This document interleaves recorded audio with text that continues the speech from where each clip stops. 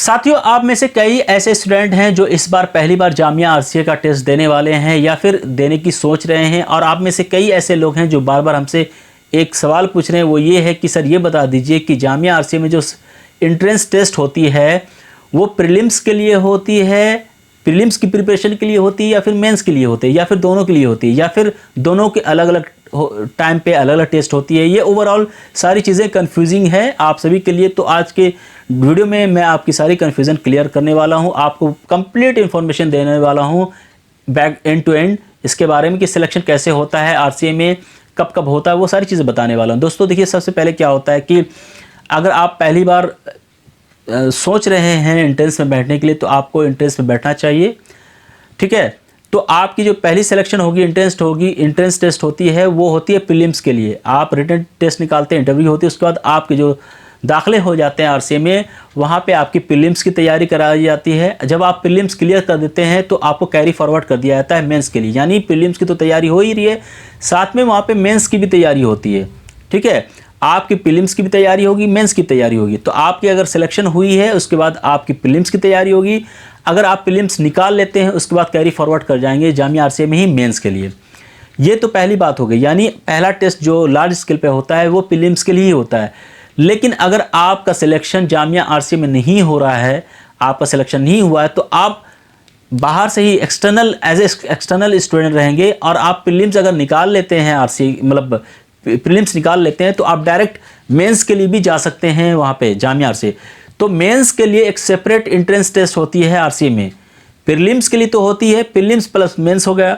लेकिन वैसे स्टूडेंट जो प्रीलिम्स की तैयारी नहीं की है आरसीए से, प्रीलिम्स आरसीए में रहते हुए नहीं निकाला है, वो एक्सटर्नल स्टूडेंट हैं और अब उन्हें मेंस की तैयारी करनी है, तो प्रीलिम्स निकालने के बाद वो डायरेक्ट मेंस की तैयारी के लिए आरसीए जा सकते हैं। उसके लिए एक सेपरेट एंट्रेंस टेस्ट होती है।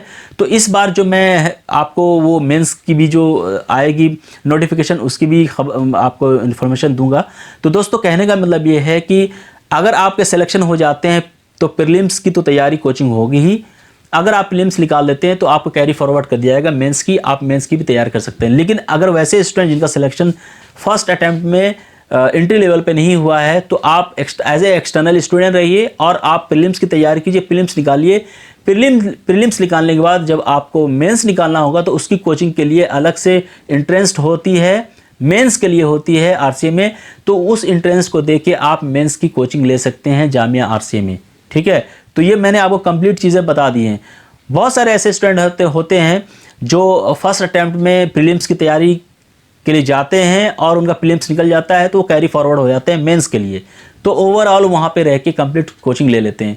लेकिन वैसे स्टूडेंट जिन्हें पता नहीं है या फिर जिनका सिलेक्शन नहीं हुआ है एंट्री लेवल पे प्रीलिम्स के लिए आरसीए में, तो वो बाहर एज ए एक्सटर्नल स्टूडेंट रहें, प्रीलिम्स की तैयारी अच्छे से करें, प्रीलिम्स निकालें, फिर मेंस के लिए आप आरसीए में आ सकते हैं। वहाँ पे मेंस की तैयारी बहुत ही इंटेंसिव लेवल पे होती है, बहुत अच्छी तरीके से तैयारी होती है। तो जो इंटरनल स्टूडेंट हैं आरसीए के, जिन्होंने प्रीलिम्स निकाल के मेंस की तैयारी में गए हैं, वो स्टूडेंट रहेंगे, प्लस एक्सटर्नल स्टूडेंट को भी लिया जाएगा। तो दोनों स्टूडेंट एक साथ मेंस की तैयारी करते हैं आरसीए में। तो दोस्तों ये ओवरऑल वहाँ पे कोचिंग की ये व्यवस्था होती है जामिया आरसीए में।